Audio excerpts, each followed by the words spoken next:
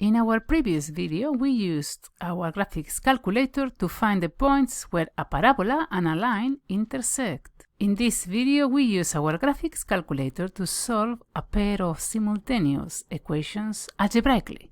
The solutions coincide with the coordinates x and y where both lines intersect. The clue here is to rearrange the equations. Y equals 25x is written y minus 25x equals 0, and y equals 15 plus 5x is written y minus 5x equals 15. Now, take your graphics calculator and go to Menu, Equations. Press F1 for simultaneous equations. Press F1 again to select number of unknowns 2. That's right, x and y. Your calculator will display something along these lines. Enter coefficients for x first. In our case, the coefficients of x are -5 for the first equation and -25 for the second equation. Enter the coefficients of y, 1, for both equations. Finally,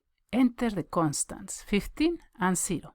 Now that you have entered the 6 values, press F1 to solve. Your graphics calculator will return the x coordinate, 0.75 or 3/4, and the y coordinate, 18.75 or 75/4.